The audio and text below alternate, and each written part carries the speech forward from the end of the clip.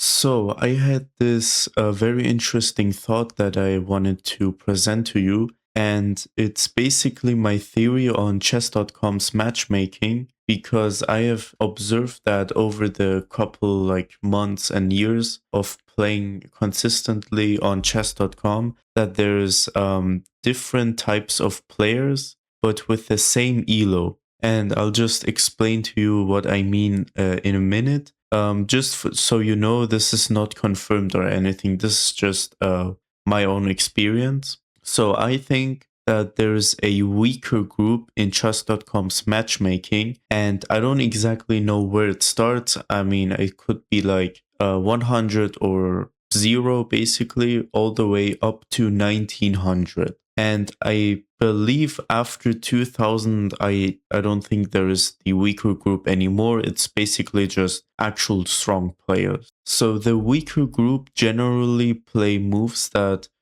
feel human and not like some titled player or anything like that. With their in their games, they have natural mistakes and blunders and inaccuracies, and they don't always like calculate everything through. And they play a lot on intuition too, I think. And also, as a thing to mention, they could have played like thousands of games and for a long time. We're talking about years of playtime. And this group is generally where my most won games are. And the strong group, I'm not exactly sure where it starts. I think it's around 1400, or at the very least, I have faced some really strong players starting from 1400.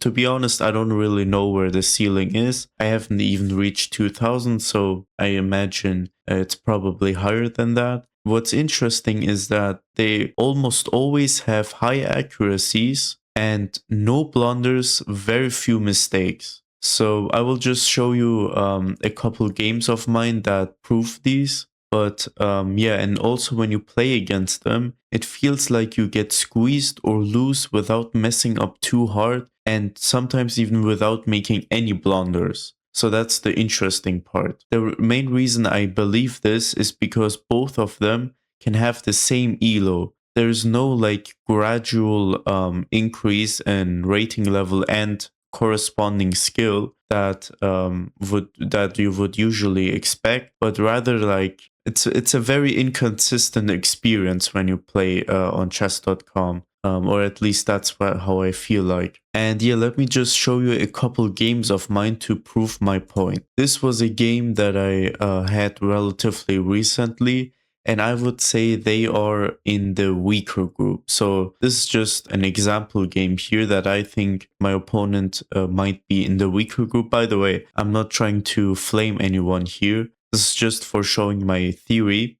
So if we just go back a little bit, we have a blunder. And what's so interesting about this is that it's not only a blunder, but also a move that a human would play. You're essentially just attacking the rook. This sequence of giving this check and then taking this pawn, it's not exactly like easy to find out. I mean, yeah, I spent some time thinking about it, and then I took on e6.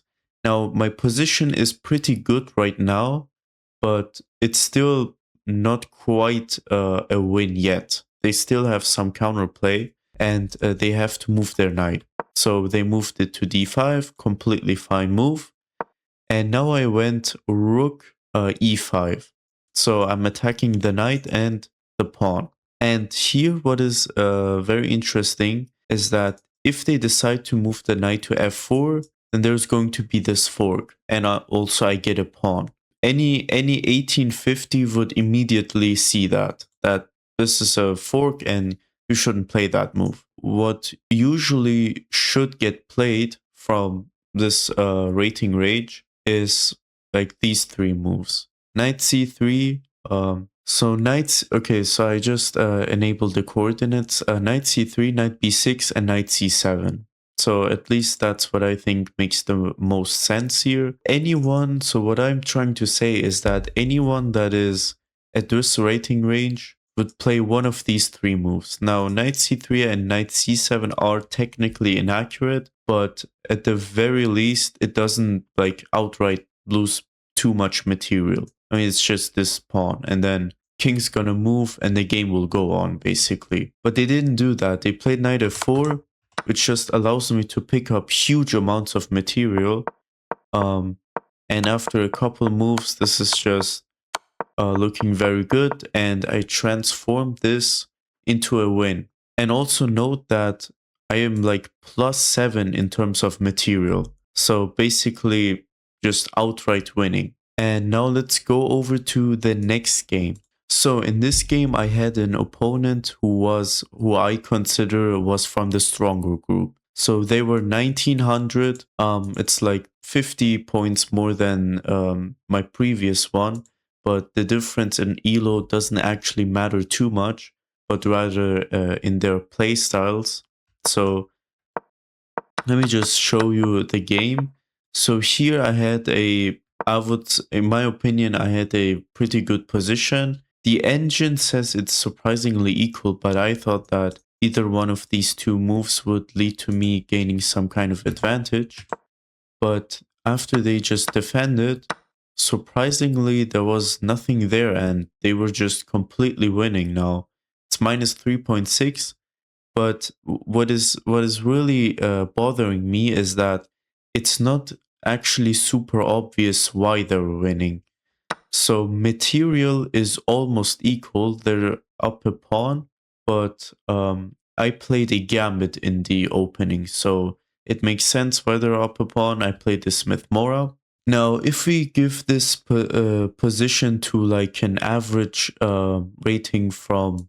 Now, if we would just look at this position for relatively a quick time, we would probably think that black might be a little bit better because of this very, very strong bishop. And this rook is also exerting some pressure, but there's no immediate threat right now. And after I move my rook, it's not so clear what black is going to do. So I move my rook to c7, which is a mistake considered by the engine. But if I'm being completely honest, I didn't even know what move else to play. Okay, I guess maybe I could have played b4. Let's just see. That's also an inaccurate move. So if the average human would play this, it would be very difficult to find a really good move here. So queen d4 is a good move, but queen d4 kind of looks ugly.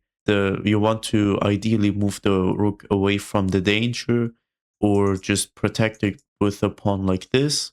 And yeah, queen g5, also another move that is a little weird, and I don't think it's the first move that comes to mind. So I played rook c7, they moved, and after just looking at this position for a couple while, I found that rook g6 is just way too crushing, and I have to sacrifice my rook to stay alive, basically. And after a couple while, I mean, technically he is up a exchange and a pawn, but just as the game goes on, it just feels like I didn't even blunder anything that huge. I mean, I did make some mistakes that the engine considers mistakes, but from a human perspective, this is just very difficult to evaluate, if I'm being honest. So I played f4 here, thinking that it would be a very great move because I have f5. But because I played this move, this diagonal is open and you can give this check. But I thought that it wasn't a big deal, so I'm not exactly sure how to think about this. And now let me just show you another game from the weaker group. And they are, and this is someone who is 1900, so even higher rated than the previous guy. And this game felt surprisingly easy. I don't exactly know how to describe it, but I played relatively concentrated, and the moves that they played, they actually make sense, and they don't feel like... And the moves that they played, it seems like that a human actually would play them. Now, I'm not, by the way, just so you know, I'm not actually saying that these people are cheating from the stronger group. I'm just noticing that the quality of their moves is way higher. So as the game went on, we both made relatively logical moves. Um, and here there was this first tactic, rook takes a3, me winning a pawn, and then they exchanged. And then I was just up a pawn, and they played knight c3. Now, even though knight c3 was technically a mistake, it still feels relatively logical since you're attacking the queen. And after I went here, they just defended this pawn. Their position is kind of passive though, which is something to mention.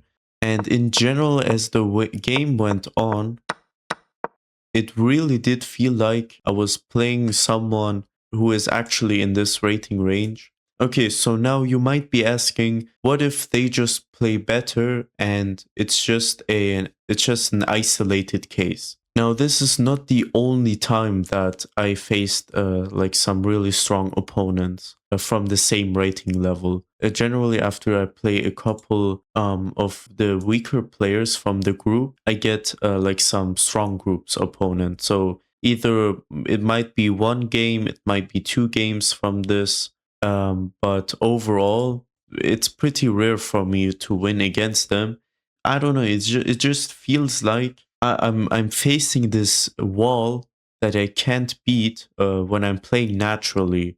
Now, technically, some of these moves that I made were mistakes, but it's just so difficult when you're playing this position to make good moves. Like it just generally feels like, and whatever move you make, it will be a mistake, and your opponent can just take advantage of it very easily. Yeah, I think that's about it. If you agree or disagree or have some thoughts that you want to share, please let me know in the comments below. Otherwise, that is it for the video. Thanks for watching.